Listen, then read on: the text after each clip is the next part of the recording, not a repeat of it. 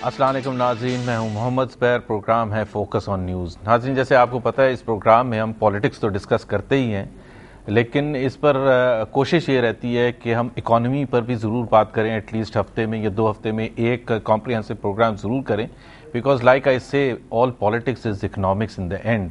और जो माशी मसाइल हैं, जो इकनॉमिक मसाइल हैं, उससे लोगों को आगाह करना ज़रूरी है।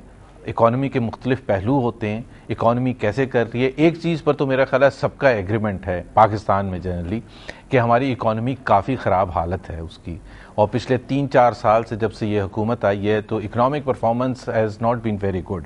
और नॉट ओनली पाकिस्तानीज़ बल्कि बाहर के जो एनालिस्ट हैं, अखबार वाले हैं, जो बिज़नेस को समझते हैं, इकॉनमी को समझते हैं, उनका भी यही राय है कि इकॉनमी पाकिस्तान की इतनी अच्छी नहीं है। अगर हम एक स्टैटिस्टिक ही ले लें जीडीपी ग्रोथ के हवाले से, विच समस इट ऑल, तो 3 साल, इस साल को छोड़ के, इस फिस्कल साल को छोड़ के जो पिछले 3 साल हैं, economy grew at an average of 2.6%, which is not a very healthy thing.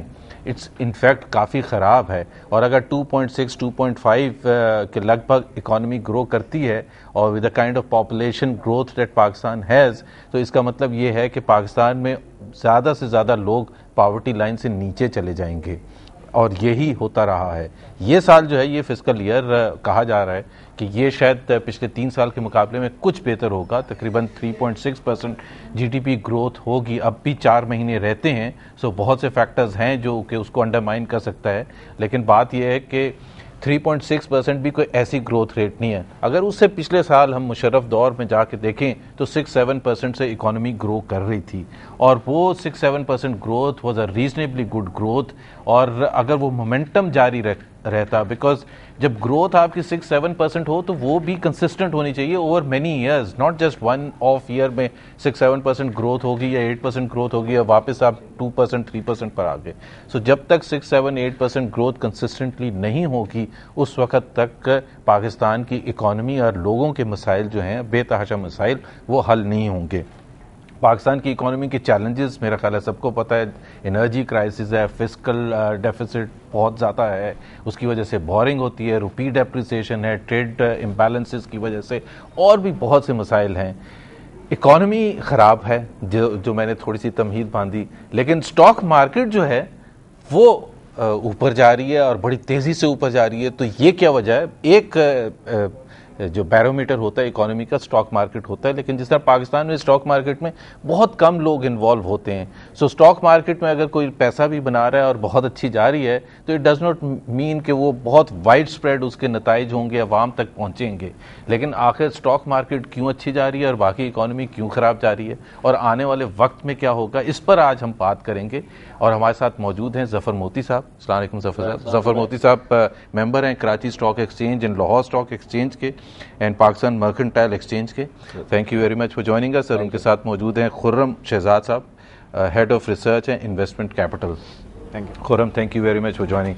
Khurram ने अभी ज्वाइन किया एज आई वाज स्पीकिंग। तो बेसिकली मैंने इकोनॉमी की बात की थी Khurram, just to take you along, कि इकोनॉमी हमारी पिछले 3-4 साल से काफ़ी ख़राब है, लेकिन stock market not 3-4 years, stock market भी बहुत ख़राब 4 साल से जा रही थी ज़फ़र। अब जाके कुछ बेहतरी आई है और पिछले 4 साल के रिकॉर्ड्स टूटने शुरू हो गए हैं। तो ये कोई टेम्परेरी फेज है, क्या हुआ है? देखिए ज़ुबैर साहब, आपने अपने सवाल का जवाब खुद ही दे दिया। अच्छा, इसमें सबसे बड़ी बात ये थी कि बिल्कुल जैसे इकोनॉमी खराब हुई थी, इसी तरह स्टॉक मार्केट का डिक्लाइन शुरू हो गया था 2008 के क्राइसिस के बाद। तो वर्ल्ड ओवर जो क्राइसिस हुआ था उसके बाद हमारी मार्केटें बहुत अंडर परफॉर्म कर रही थी।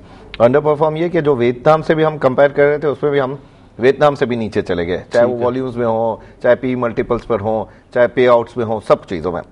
अब जो आपने जो मतलब रीजन के मुकाबले में भी हम वर्स्ट ऑफ हो गए। अब जो ये 1-2 महीना से हुआ है, उसका जो कैटलिस्ट है, जो कहते हैं गोश्त गलाने, या जो एक नया स्टाइल से मार्केट को इनवाइट किया है लोगों को इन्वेस्ट करने के लिए, उसका मेन मैं इस दारोमदार रखूंगा कैपिटल गेन टैक्स के जो मराद दी गई हैं, और जिसमें सोर्स ऑफ इनकम का ना पूछना, लोगों का खुद से वो वहाँ पर सिस्टमेटिक तरीके से नेशनल क्लियरिंग का उसका कटौती के लिए सिस्टम बनाना, जो अनाउंसमेंट हफीज शेख साहब ने की थी, जो रिकमेंडेशंस है जी, जो एसआरओ आने का है, और मैं कई लोगों को कहता हूँ कि बुरे एसआरओ तो बहुत जल्दी आ जाते हैं 1 घंटे में, और अच्छे एसआरओ जो होते हैं वो हमेशा महीने 1.5 महीने बाद आते हैं। अच्छा, उसका भी एक शक लोगों को है कि कभी आएगा नहीं आएगा, कई लोग इसलिए भी कई दिनों से रुके हुए हैं।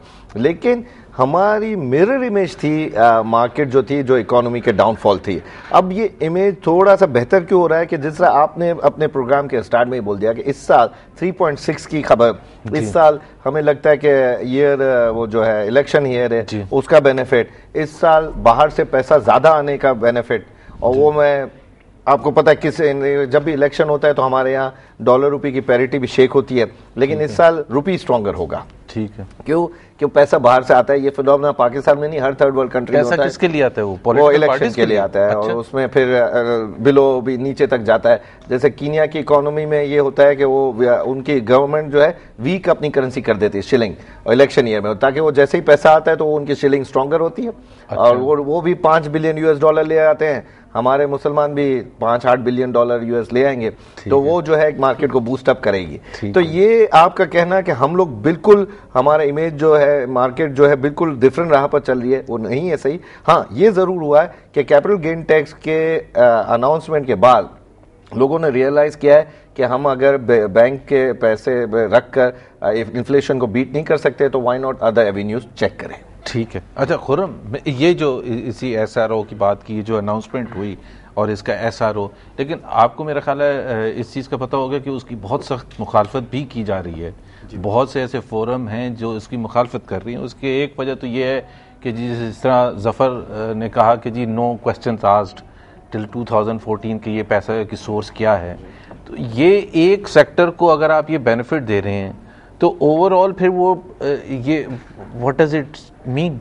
बिल्कुल सही बात है, क्योंकि एमनेस्टी की जब बात होती है तो पूरी इकोनॉमी को देखना चाहिए, सिर्फ एक सेक्टर को ऑफ कोर्स नहीं जो है वो अनड्यूली या अनफेयरली जो है वो सपोर्ट नहीं करना चाहिए। बट यहाँ पे जो चीज़ है वो थोड़ी सी डिफरेंट इसलिए है कि यहाँ पे जो मेन पर्पस था कैपिटल गेन्स टैक्स का, वो ये कहा जा रहा था कि जी डॉक्यूमेंटेशन हो इकोनॉमी की थ्रू कैपिटल गेन्स टैक्स। तो पहला पॉइंट ये है कि कैपिटल गेन्स टैक्स सारे सेक्टर्स पे होना चाहिए। फॉर एग्जांपल आप प्रॉपर्टी की बात कर रहे हैं, सबकी भी, क्योंकि एक पैरेलल ग्राउंड जब मिलेगा तो ऑब्वियसली उस हिसाब से आपका जो डॉक्यूमेंटेशन होगी वो ज़्यादा वास्ट जो है वो लेवल पे होगी।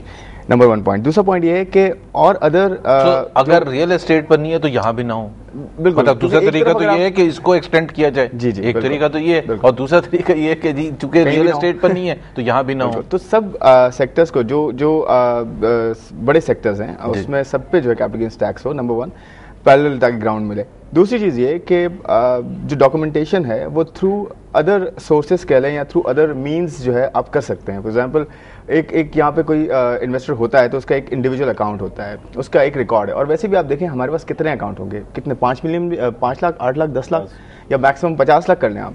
इनकी स्क्रूटनी कोई मुश्किल नहीं है, हमारे पास ह्यूमन रिसोर्स भी है, सब कुछ है।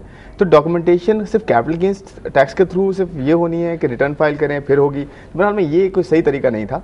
इसलिए जो सोर्स ऑफ इनकम का पॉइंट है उसमें ऐसा नहीं है कि आप जो है 2014 तक सोर्स ऑफ इनकम नहीं पूछ रहे तो इसका ये मतलब है कि जी सारा पैसा यहाँ पे ब्लैक जो है व्हाइट बड़ा सिंपल है। मेरे क्वेश्चन का आंसर दें।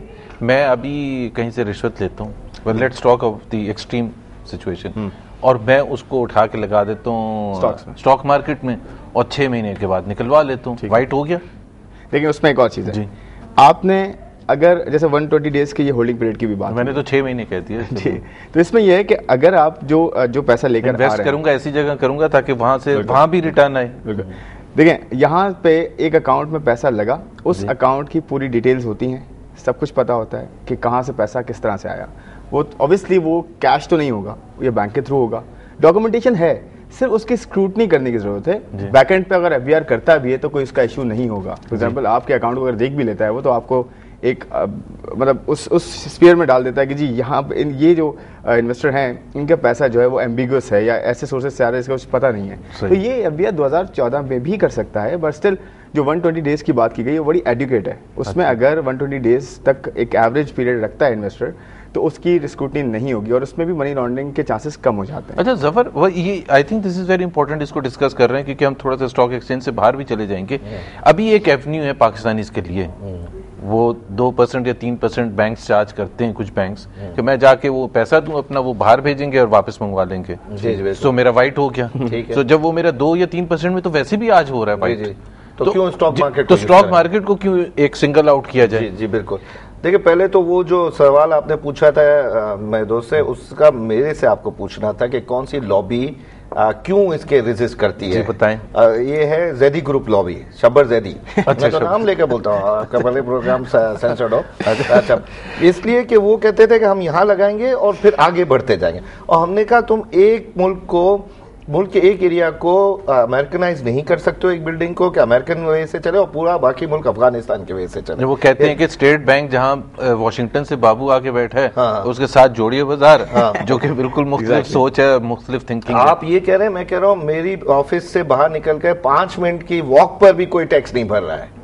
आप छोड़ें कोयटा या मलीर या उसके 5 मिनट की वॉक पर, ये 5 मिनट की वॉकों पर हैं सब, ये जो है ना, ये जो बड़ी बड़ी market, these are not small market, ये पूरे पाकिस्तान को कैटर करती हैं। ये होलसेल मार्केटें हैं, नॉट स्पाइसेस की नहीं, इसके साथ कपड़ा मार्केट, इसके बाद शब्बा ज़ैदी तो नहीं डिफेंड कर रहा हूं नहीं, लेकिन मैं कहना क्या चाहता, मैं शब्बा साहब से हमेशा कहता था कि भाई देखिए, आपको कैपिटल गेन टैक्स में अभी आपकी रिक्वायरमेंट है रेज करना फंड, अभी आपके मुल्क की जो हालत है वो रेज करना। आपको सीवीटी में बेस्ट पैसे मिले 4.6 बिलियन, ठीक है, हमने कलेक्ट करके दिए, नो गवर्नमेंट की मशक्कत।